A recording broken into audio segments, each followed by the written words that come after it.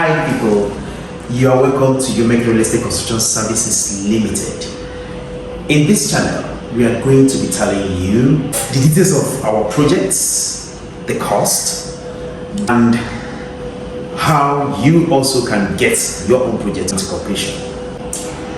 In here is, we are standing inside one of our projects, which is a 34-room hotel project. One of our major projects in Port Harcourt, Rivers State. I'm going to show you around and the things we've done so far and where we are going to in the next. We're going to talk about the cost and every other things that are taking us to get this hotel to this level. Looking at this project, it's very huge. So please, we want to know how much you guys have spent so far on this project. Okay, so excluding the cost of the land, the project has taken more than 200 million naira to come to this stage. And there is, if you look at the details of what we've done so far, you see that when you quantify that, it's actually above that. But I'm just giving a rough estimate of what has been done so far. That's very great. And that's, will I say too expensive, but let's go on, sure. Yeah, so, that's not a project. Okay. Of course, it's a huge one. Now, looking at this place and how swampy the environment looks, I can only imagine the struggle to get to this building, to this point. Did you encounter any specific challenges? Yes, I must say we encountered a number of challenges when we during the course of the project and up to this point. For instance, during the excavation, the soil test suggested that we took a raft foundation. So that meant we needed to dig this place to 2.4 meters depth. Wow, that's something. Yeah. So thinking of that actually sent us back to the drawing board because we had to now think of how we could make use of that space rather than just making it an excavation and a foundation all through. So we had to convert that to a basement. So in that basement, we now have some offices, the laundry room, the changing room, male and female, and the CCTV room and all whatnot. So at the excavation point, there was a particular time when the excavator just dug up some place and the huge influx of water was noticed inside the foundation. Wow, that couldn't be so bad. Yeah, that was actually a big issue that we had to think around and collaborated and came up with a solution, which of course had to add to the cost of the project because we had to stop the water before we continue the project. But in the long run, we were able to conquer the water and continue with the project. And to say the least, it was also a learning process because we had to learn a number of things of how to stop water when you are working in a swampy area and how to work with different kinds of people. And actually it was more like a bonding time for the team. You know, the problem kind of brought us together to think and come up with a collaborative and an all-encompassing solution to the problem. Wow, that's great. It must have given you a hard time, so hard time. Yes, it was difficult because first of all, when you propose a solution, that solution comes with a cost, and you have another problem, which is convincing the stakeholders to take up that cost in order to achieve the aim of the project. But now that was a little bit convenient because the stakeholders wanted quality.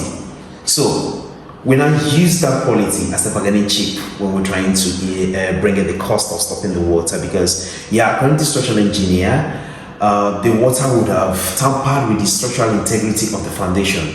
But when we now got a buy-in from the stakeholders and of course the fund to handle it, it was handled, and by the end of the foundation to DPC stage, a structural integrity test was conducted which proved that there was no negative effect of the water on the foundation, and of course that called for a celebration for all the team members. Oh, that's great. Yeah. So we want to know how many rooms, because when I came here I saw a lot of rooms, even some big, large, so I don't know what the one that is restaurant, the one that is bar, but okay, I want to know how many rooms. Yes, in this hotel we actually have 34 rooms. Now apart from that, we have other significant things that people need in a hotel. For instance, we have the restaurant, of course, we have the kitchen and bar, we have a boardroom, we have a rooftop bar. Wow, that's great. Yeah, it's actually very nice. When you look at that view, you will enjoy the whole skyline and the rest of them. Then we have the laundry, and we have so many other features in the hotel. Of course, offices and waiting areas here and there. So that's what we basically have here. Okay, let's go to the next question quickly. So, did you import any material? Just you want to know, not exact, but you just want to brief us, because most of our decent listeners, they'll be happy to view us, they'll be happy to hear all these type of things. Okay, so personally, we did not import anything. Oh, wow. Yeah. Wow. Yeah, you will be amazed to see that most of the things you see in this hotel were custom made here. Some of them we had to buy from the market already made. Some of them we had to make here. For instance, our wardrobes, our cabinets were made here. That's wonderful. Yeah, on the site here, I have a capable team of workers that can give you anything you want. Wow. Yeah. Okay, it seems to have a good team. Actually, that will make it work so easy. Yeah. Okay, let's move to the next question, which is, now you mentioned about importing materials and customized materials. Okay, now I want to ask you something. Okay. Now, what will you advise anyone who wants to build,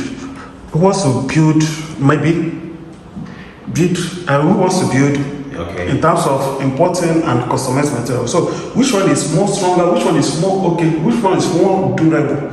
I just wanted to advise. Okay, so it's actually both ways, because first of all, when you start talking about importing some materials to the country, there are some things you need to take into consideration. For instance, you may import let's say you may import a leather chair into the country and you put it in your house, for instance, and you're not living in that house often, and you lock it and go. After a while, you will see some mold on it and it will spoil. So when you are importing, you need to consider the kind of thing you're importing into the country, and of course, that will determine the durability of what you're bringing. So in terms of whether I will advise you to import or not import, it depends on what you want to buy. Right? Like, for instance, the sanitary wares here, we didn't import direct, but we bought from dealers. Okay. Right? But that does not mean they are not good ones in Nigeria here. All right. Right? So there are some things you may need, and it will be better you do them here. But there are some things you may need, but this, because of how good you want the finish to be, right? You can decide to import them, but it all depends on choice. But about durability, I can guarantee you that some of the things that are done in this country are very durable. They can last as long as you want it. So for me, it depends on the choice and maybe what you want to import. Okay, because sometimes most of the Nigerians especially, they normally think that Nigerian men are so inferior that is my brother like talking about importing, but I want this one to be like this. Then I'll be like, okay, now let's go to this place and somebody can do it. They'll say no, they will do rubbish, they'll not apply, they will use inferior materials, that type of things. So okay, this is a good advice for me. Not in every case. If you ask me, it depends on your choice, but the quality you want, or more you figure them here, or everything they here, I must tell you the truth. Okay, that's okay. Yeah, that's okay. So okay, I want to ask, how many plots of land is this building standing on? And this is a very important question. Okay, when we started, the design was actually done on a 2 plots of land. Irregular. 2 plots. Yeah, but along the line we now got a little thing that made it a bit bigger than 2 plots of land. Okay, Yeah. okay. Men looking at this plot of land and the mighty building sitting on two plots of land, like you just explained. Yeah. Like you guys bought. Okay, I want to ask this question now. How did you manage to sit in a hotel on this magnitude, on this small piece of land? My brother. Because I need to understand this. You know the easy. But come to think of it, that is part of the reason we went to school to study architecture. So one of the basic things we learn in the School of Architecture is space management. So the best thing we do is we got the land first before we started the design. So we had to design in line with the shape of the land. And of course, considering the fact that we are going to have parking spaces, consider the fact that we're going to have spaces all around the building, consider the fact that we want the place to look good by the end of the day, have spaces, have flowers here and there, and of course this helps when you do the 3D design on your software. Of course, we use the real measurement of the land, which helps us such that when we come to the construction site, everything now seems easy. You already positioned everything where it should be, and that helps us to maximize the use of the space. So I could say, if you want to ask that question, na School of Architecture, you go ask that one. They taught us how to maximize the use of spaces. So that is it, man. So it seems to be that you know actually what you are doing, and you are good at what you are doing also, and that's okay, and that's good. Kudos to you and your team. Okay, I want to ask this question, and I'm being too curious about it after seeing all these fittings, design, and everything. So I want to ask, what stage are you guys now, and how long has it taken you guys to be at this stage? Okay, so about how long? I would say it has actually taken about 3 to almost 4 years and now. The project started in October 2019, and since then it has been lots of rigorous, continuous, gradual work up to this moment, and this has cut across a number of stages in the building process. Wow. Okay. For instance, the plastering took us more than 3 months to complete because of how strategic we wanted it and how neat we wanted our plastering to be. We had to take our time to dress the windows, to make sure all the edges are straight. Then fixing of the rails and dressing them, of course, took us some time because we had to ensure that everything is appropriately done the way it should be. Then come to think of the POP work. So that one is another strategic point that we ensured that each room had a unique design. Exactly, because I saw most of the PFP ones, they are so marvelous. Exactly. So we had to make sure that each room is uniquely designed to fit the room. And of course, instead of increasing cost of going to go for curtain boxes that are done after the POP work, we had to do an inbuilt curtain boxes for the hotel. Wow, that's brilliant. Yeah, such that if you're in the hotel, we just see curtains falling down. Yeah, and to give it this luxury look. Exactly. Yeah. That's it. The idea is like luxury redefined. That's what we're trying to create here. Then talking about the electrical fittings, we also ensure that all these curtain boxes have electrical fitting. They have lighting coming in from there. Then we have fixed our sockets, including the lighting bulbs, the POP lights, the hidden lights here and there, the chandelier, and all kinds of lighting systems in the hotel. So now we are concluding the aspect of electrical fittings. Then about the cabinet work, you can see how we started the wardrobe work, which we bought the HTF boards, and of course gave the designs to our cabinet men who fabricated the cabinet work here on site. Oh, you guys brought the design? Yes. That's good. Yeah, so we worked with them to create something that is unique, that will fit each room for the purpose we want it to be. So that actually gave both the choice of the color and the choice of the handles and everything made the wall to look unique for each of the rooms.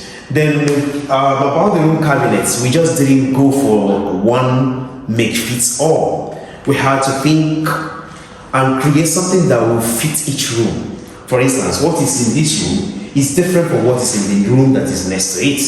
And that is because we want to make sure that our furniture is how do you call it? It's more like dynamic. So as you're moving from room to room, you're seeing different things. Let it be unique, exactly. Uniform, exactly. And of course, that was also informed by the positioning of the beds. Like if you see, if you look here, you see that we have the bed head is going to be here, so that we will have the bed switches, and of course these bedside lights coming in from here and there. So we had to make sure that our furniture works with the style, with the way the room is built. Talking about the sanitary wares, we got some unique sanitary wares that are more or less worn in town. My brother, this place will happen, I must tell you. So the sanitary wares are so unique. You know, the theme is actually a kind of black theme, where you see all the wares here are really uniquely made with the washhand basins and the very solid WCs. Talking about the window work, the windows, of course, all these were fabricated here. We bought these materials in pieces. We came to the site and with the measurement of our windows, they were all fabricated and done here and installed. Okay, this should be transom or casement. Exactly, this is a transom. Yeah, this is transom with structural material, and this is of course a very solid kind of windows, and the glass is actually a very thick one, to ensure that the guests have a kind of feel of security and feel secured and on your own when you're inside this room. Okay. Another question, actually. Yeah. I know I'm not supposed to ask this question, but I need to ask it. I need to ask you this question. And maybe I don't want you to give me more deep details, but I just wanted to touch it. Okay. Now I want to ask about the security architecture of this hotel. You know, due to the recent incident about all these silent killing inside the hotel, you know, some of your clients or investors, they should be like, they need to know. Even the viewers need to know. Maybe whenever they come into Port Harcourt, they feel like, oh, let me come to this hotel and come and lodge. So they need to know about your security architecture. How did you program it? How do you want it to work? How do you intend it to work? You just want to know. Okay, just like I've said, you mentioned security thing is not what you need to discuss like this in public. Yeah. But just to mention, we have a set of CCTV cameras here and there positioned in the public areas in the hotel. But I hope there's no one inside the room. That's an important question. No, not inside the rooms. That's why I mentioned public areas in the hotel, like the lobbies. The Sky Bar, for instance, has one. Of course, the surroundings have CCTVs stationed here and there. Then, of course, we have a security personnel where the MOPOL or the military personnel that will be guarding the hotel will stay, and of course with their arms. Then we have a kind of control room where all the CCTVs will be wired to. Of course, there will be people manning that place, seeing all the cameras at each point in time. That's a good one. Yeah, that implies before anything happens, they would have seen it, and of course, place a call to the person in charge of that area. And of course, we have speakers wired all around the hotel, which could be used to make announcements. So, in an extreme emergency, they could just make an announcement over the speaker. That's okay, but maybe later on, maybe once you are done with the hotel, whenever we'll come and check it and see if actually all this thing that you just explained is actually what is involved. Okay. Yes. Yes. Just like you said, we are testing as we are working. Okay. So all these things will be functional. And we want to assure us that everything is done with a modern fittings. Yes. Okay. Modern facilities. Some of them are even powered with solar and the rest of them. So it's going to be great. Okay, I want to ask about another question. Okay, go ahead. Okay, we mentioned about the plumbing equipment, materials, and all these things. Okay, because most of the viewers have been in most of the hotels, and they do have some issues about the water pressure. So we want to talk about this water pressure. Okay. So one of the basic considerations when we started the design was to ensure that there is a consistent water pressure in all parts of the hotel. My brother, the thing gave us more headache, but we had to think, we had to research, we had to consult people to see what we can do to get that done. First of all, the pipe we used, we used PPR pipes all through in this hotel. Wow. That must have been expensive and very expensive. Wow. We go for the best quality shop. Of course, it's a hotel, so you don't need to compromise on any quality. Yeah. So we use PPR pipes, which ensures even when there is a high pressure on it, it cannot break. Now that gave us the liberty to install water pressure machines. In fact, as we have this hotel, we have 3 water pressure machines, very big ones, stationed on the roof where we have our tanks. That's great. Yeah, so this ensures that there is a uniform pressure everywhere around the hotel. Because the problems people have most times is if you have a hotel like this, maybe the tank will be up, the people downstairs will be having good pressure, and the people on the last floor will not have good pressure. But that is taken care of with the pressure machine. So once the water starts moving, the pressure machine kicks on, boom, and sustains the pressure everywhere within the building. So that is taken care of, and I can assure you, we've tested it and we've seen how good it is. And of course, the pressure will not change anywhere around the hotel. I can assure you that. Okay, that's okay, and that's lovely, and I think we can't wait to, we can't wait to come and see this place after all this construction. Okay. Now, aside from this the projects, so this is a personal question to you. Okay. I want to know about your relationship with your clients. I think for this big project to be handled like this and to get to this stage, and you started it and you are the one that brought it to this stage, because most of the times we do witness or we do hear about changing of engineers on some certain sites, but you to take this project to this stage and still the client or the person in question or the investors are still happy with you. We want to know how do you do it? Because is it to be like a magic in construction? Okay, so first of all, what we do is when we work with any client from the design stage, we try and bring the person in, because when I was in the School of Architecture, one of the things that we studied is the reason projects fail, and some of the reasons are because people don't carry their clients along when they are designing.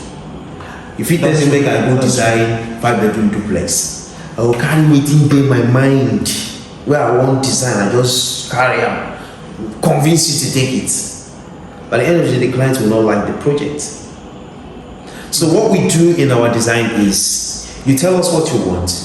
We design what we think is a representation of that thing you want, and we come back to you. You confirm and make your inputs and changes and all that. So we ensure that by the time we finish the design, you already like what you're seeing. And now that period creates a level of communication between us and the client. And what we do is we maintain that communication even when we go to site. ensure that we carry you along through all the processes. Okay. And again, when we work, we try and ensure that our clients can get it better elsewhere. For instance, when I want to negotiate for my client, I negotiate as if it's my own project. I talk with my workers and ensure that whatever they are going to charge is not going to, the client cannot get it better elsewhere. And again, it doesn't end there. We try and give you the best that we can. For instance, when it comes to quality, we try and give you the best we can. And moreover, we ensure that we give you that your dream home as the finished product. And we ensure this by ensuring that whatever that was designed, that was agreed during the design stage, is what we give you as the finishing product. You can watch some of our projects which we have already completed and see the before and after. I will continue to dish out these things so that you understand the kind of things we're talking about. Okay. Okay, so before we go, I just want to say thank you very much for viewing. And in case you have any kind of question about your projects, we will endeavor to answer the much we can. And of course, we want to help you make your dream homes come into reality. See you in our next one. Thank you.